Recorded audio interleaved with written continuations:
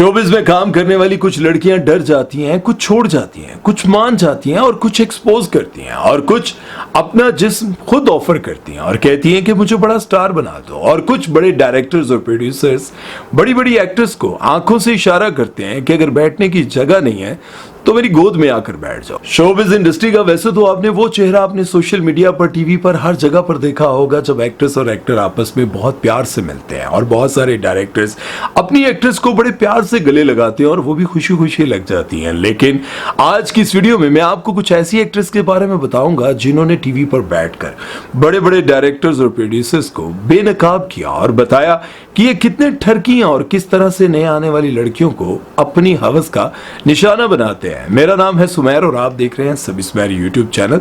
दोस्तों, ये वीडियो शुरू करने से पहले आप लोगों से रिक्वेस्ट है कि अगर अभी तक आपने हमारे चैनल को सब्सक्राइब नहीं किया तो सब्सक्राइब कर दें और बेल आइकन पर क्लिक करना मत भूलिएगा, क्योंकि आज की वीडियो थोड़ी संजीदा है। तो संजीदा मामले पर हम संजीदा होकर बात करेंगे और बहुत सारे लोगों की चमड़ी उधेड़ने वाले हैं आज की वीडियो में। सबसे पहले हम बात करेंगे एक ऐसी एक्ट्रेस के बारे में जिन्होंने अभी रिसेंटली शोहरत पाई है। ड्रामा सीरियल कभी मैं कभी तुम में उनका किरदार काफी छोटा था, लेकिन किरदार काफी खतरनाक था। अभी उन्होंने शोहरत पाई थी कि उन्होंने इंटरव्यूज में ऐसी ऐसी बातें और ऐसे ऐसे इंकशाफ करना शुरू कर दिए बड़े बड़े एक्टर्स और डायरेक्टर्स के बारे में, जिन्हें सुनकर मेरे तो छक्के छूट गए कि भाई अभी आई हैं और आते ही ऐसे धमाके करने शुरू कर दिए, आगे क्या होगा। नाम है उनका अरीज फातिमा और ड्रामा सीरियल कभी मैं कभी तुम में उनका किरदार था एक शादीशुदा खातून का, जो कि शादीशुदा होने के बावजूद अपनी बचपन की सहेली के शौहर के साथ अफेयर चलाती है। ड्रामे में इनका किरदार था तो काफी छोटा, लेकिन जैसे कि मैंने आपको पहले ही बताया कि किरदार काफी खतरनाक था और उसकी वजह से इनको शोहरत काफी मिली। अब उसकी वजह से इनको बहुत सारे पॉडकास्ट में भी बुलाया जाता है, इंटरव्यूज में भी बुलाया जाता है और मॉर्निंग शोज में भी बुलाया जाता है और हर बार ये ऐसी बातें कर जाती हैं कि लोग हैरान रह जाते हैं। कभी कहती हैं कि एक बार मैं करीम में जा रही थी और करीम ड्राइवर ने रास्ता बदला तो मैंने अपनी गन उस पर तान ली और वो डर कर भाग गया। और कभी कहती हैं कि ड्रामे में रुबाब का किरदार जो कि नईमा भट्ट ने किया था, अगर वो मैं करती तो इनसे बहुत अच्छा कर लेती। और कभी कहती हैं कि एक डायरेक्टर जो कि बहुत नामवर हैं, उन्होंने मुझे कहा कि अगर तुम मेरी रातें रंगीन करवा दो तो मैं तुम्हें बड़ी स्टार बना दूंगा, और मैंने उनको मुंह पर शट अप कॉल दी थी। अब ये सारी बातें क्यों करती हैं ये वो जाने या जाने उनका खुदा, लेकिन लोगों को यूं लगता है कि ये वायरल होना चाहती हैं। रातें रंगीन कराने वाली बातें तो आम सी होती जा रही हैं, क्योंकि बहुत सारी एक्ट्रेस ये बताती हैं कि जब हम नई नई आई थी तो डायरेक्टर्स प्रोड्यूसर्स हमें किस तरह से अपने जाल में फंसाना चाहते थे। लेकिन अब की बार अरीज ने एक अजीब सा वाकया सुनाया और कहा कि जब मैं लाहौर में एक ड्रामे की रिकॉर्डिंग कर रही थी और उस ड्रामे में मैं लीड कैरेक्टर कर रही थी, वहां पर एक नई सीधी सादी और अनपढ़ सी लड़की आई जो कि एक्स्ट्रा के तौर पर काम कर रही थी। वो कपड़े चेंज कर रही थी और अमले के एक लड़के ने उसको कपड़े चेंज करते हुए खिड़की से देखा और उसने जाकर फौरन और लड़कों को बुलाया और कहा कि आओ एक लड़की कपड़े चेंज कर रही है, उसको देखते हैं। ये सारा माजरा मैंने अपनी आंखों से देखा और उसके बाद मैं कुछ कर तो ना सकी, लेकिन उस लड़की को समझाया कि जब भी तुम कपड़े चेंज करो तो ये ध्यान रखो कि वहां से कोई देख तो नहीं रहा।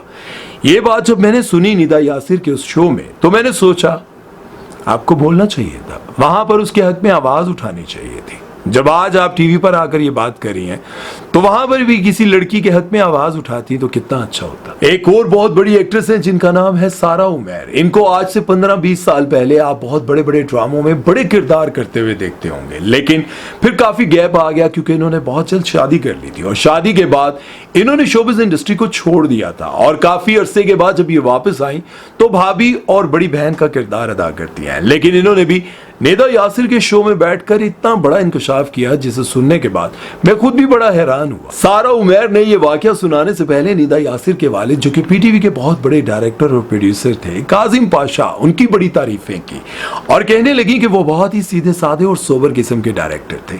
खैर, वो वाकया यूं सुनाती हैं कि आज से 15-20 साल पहले की बात है जब मैं सेट पर थी और उस वक्त मैं हीरोइन आती थी। एक डायरेक्टर ने मुझे हरास करने की कोशिश की। हम टेबल पर बैठे हुए थे और टेबल के नीचे से किसी ने मुझे गलत जगह पर छूने की कोशिश की और मैं समझी शायद किसी का गलती से हाथ या पांव लग गया। मैंने बर्दाश्त किया और वहां से मैं उठ गई, लेकिन फिर मैंने देखा कि एक बार फिर मुझे किसी ने वहीं पर छूने की कोशिश की। मैंने अपनी सीट चेंज कर दी, लेकिन सीट चेंज करने के बावजूद उस शख्स ने एक बार फिर से मुझे वहीं पर छूने की कोशिश की। मैंने बड़ी मुश्किल से बर्दाश्त किया और वहां से मैं उठ गई और फिर से वो डायरेक्टर मुझे सीन समझाते हुए मुझे छूने लगा और मैंने एकदम से उसके मुंह पर ये जोरदार चपेड़े मारी और उसके बाद मैं सेट से वॉकआउट कर गई और ये कहा कि तुम जैसे घटिया और बेगैरत इंसान के साथ मैं काम नहीं करना चाहती। और वहीं पर हमारी पुरानी एक्ट्रेस फरिया जबीन भी मौजूद थी, जिन्होंने ये वाकया कई बार लोगों को सुनाया और कहा कि ये तो हमारी शेरनी है। और एक और एक्ट्रेस है जिनके कपड़ों को देखकर, जिनकी ड्रेसिंग को देखकर लोग उनके बहुत ज्यादा फैन है, उनको बहुत ज्यादा पसंद भी करते हैं। नाम है उनका सारा खान। सारा खान कहती हैं कि जब मैं फील्ड में नई आई थी और जब मैं मेकअप रूम में अकेली थी तो डायरेक्टर ने फायदा उठाते हुए मेरे करीब आने की कोशिश की और करीब आकर मुझे कहा कि मेरे साथ डिनर पर चलोगी। तो मैंने एक जोरदार थप्पड़ उसके मुंह पर लगाया। उसके बाद आज तक उसको मुझसे बदतमीजी करने की जरूरत नहीं पड़ी। लेकिन सारा खान और सारा खान से मिलते जुलते जिन जिन के स्टेटमेंट हैं, उनको किरण ताबीर ने क्या जवाब दिया। किरण ताबीर भी एक बहुत बड़ी एक्ट्रेस है, उन्होंने क्या जवाब दिया वो भी मैं आपको आगे चलकर बताऊंगा और फैसला आप लोगों ने करना है, किरण ताबीर ठीक कह रही है या फिर सारा खान ठीक कह रही है। लेकिन उससे पहले मैं आपको एक ऐसी एक्ट्रेस के बारे में बताऊंगा जिन्होंने कोई हिचकिचाहट नहीं की इस इंडस्ट्री के बारे में बात करते हुए। बहुत सारी एक्ट्रेस, डायरेक्टर्स और कोऑर्डिनेटर्स के बारे में बात करते हुए उन्होंने खुलकर इन सबके पोल खोल के रख दिए। नाम है इनका सबा बुखारी। नई आई थी, बहुत सारा काम मिला, लेकिन फिर अचानक से गायब हो गई, लेकिन आजकल फिर से नजर आ रही हैं। सबा बुखारी कहती हैं कि जिन एक्ट्रेस को आप लेजेंड्स कहते हैं, जिनकी आप बहुत तारीफें करते हैं, उनकी कामयाबी के गुण गाते हैं, उनकी हकीकत बड़ी भयानक है। उनको अगर सेट पर बैठने के लिए कुर्सी ना मिल रही हो ना, तो डायरेक्टर्स उनको अपनी आंखों से इशारा करते हैं कि आकर मेरी गोद में बैठ जाओ। वो बताना ये चाह रही थी कि जब मैं इस इंडस्ट्री में नई आई तो मुझे बहुत सारे डायरेक्टर्स इसी तरह के इशारे किया करते थे और बहुत सारे लोग मुझे ये कहा करते थे कि रात रंगीन कर दो, बड़ा काम मिलेगा, बड़ी स्टार बन जाओगी। और फिर इन्होंने ये भी बताया कि जब मैं सीढ़ियां नीचे उतरी थी तो वही डायरेक्टर मौका पाकर मेरे साथ बहुत क्लोज होने की कोशिश कर रहा था, मेरे साथ चिपकने की कोशिश कर रहा था और मैंने ये सोचा कि इस इंडस्ट्री में काम करना बहुत मुश्किल है। शायद उसी वजह से वो इस इंडस्ट्री को छोड़कर जा चुकी थी और शायद अब उनको समझ आई कि इस इंडस्ट्री में काम करने के लिए क्या करना पड़ेगा और किस तरह से यहाँ पर टिकना पड़ेगा। इसीलिए शायद वो वापस आए या फिर उन्होंने गिने चुने लोगों के साथ काम करना बेहतर समझा। लेकिन अब मैं आपको बताऊंगा किरण ताबीर के बारे में, जिनको आपने परिजाद में देखा और बहुत सारे बड़े ड्रामों में देखा और मेरे बेटे ने भी इनके साथ काम किया, बहुत ही डिसेंट, सोबर। किरण ताबीर कहती हैं कि इस इंडस्ट्री में ये हकीकत है कि कास्टिंग काउच होता है और कास्टिंग काउच के बगैर कोई भी लड़की बड़ी स्टार नहीं बन सकती। और जो कहती हैं कि हमारे साथ ऐसा कभी कुछ नहीं हुआ कि अगर किसी ने मुझे कोई ऑफर नहीं की या फिर किसी ने मुझे ये नहीं कहा कि मेरी बात मान लो, मेरी हवस पूरी कर दो, मैं तुम्हें स्टार बना दूंगा, ऐसा अगर कोई कहती है कि मुझे कभी फेस नहीं करना पड़ा, या तो वो डरती हैं कि कहीं उनका कैरियर ना खत्म हो जाए या फिर वो इस बात से डरती हैं कि लोगों को पता ना चल जाए कि मैं भी इसी भयानक हकीकत का हिस्सा रह चुकी हूँ और मेरे साथ भी ये सब कुछ हो चुका है। आप लोगों को याद होगा आयशा उमर ने बड़ा खुलकर कहा था कि मेरे बाप की उम्र का एक बंदा था जिसने कई साल मुझे इस्तेमाल किया और आखिरकार जब मुझे पता चला तो मैंने उससे कहा कि तुम्हें शर्म नहीं आती। लेकिन तब तक काफी वक्त गुजर चुका था और उस वक्त मैं शोबिज इंडस्ट्री में नहीं थी।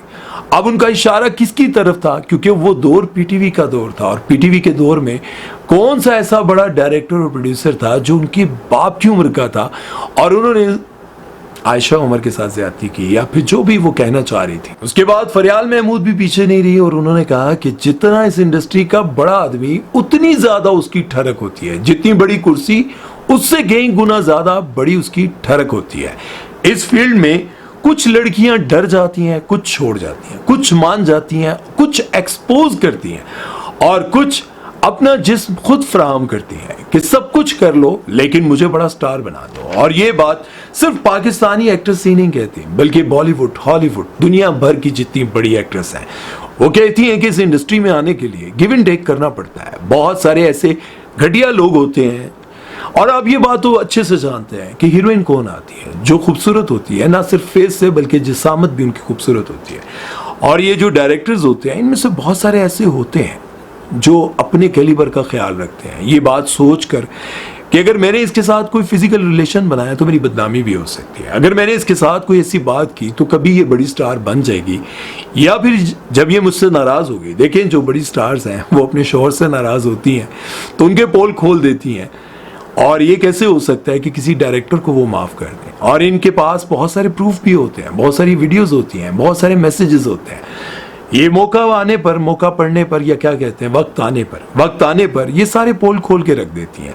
बात ये है कि बहुत सारी ऐसी लड़कियां जो चाहती हैं कि शोबिज़ इंडस्ट्री में काम करें, बहुत सारे डीएम आते हैं, बहुत सारे कमेंट्स आते हैं, बहुत सारे लोग इंस्टा पर रब्ता करते हैं और वो चाहते हैं कि शोबिज़ इंडस्ट्री में कैसे काम मिलेगा। तो याद रखें, ये वीडियो बनाने का मकसद ये है, किसी इंडस्ट्री में ऐसे हवस के मारे बहुत सारे दरिंदे बैठे हुए हैं जो चाहते हैं कि कोई नई लड़की आए जो उनकी हवस का निशाना बने। और आप क्या समझते हैं कि वो सबको काम देते हैं? नहीं, अपनी हवस पूरी करने के बाद कहते हैं कि नया प्रोजेक्ट आने वाला है, तुम्हें काम मिल जाएगा, काम मिल जाएगा, काम मिल जाएगा।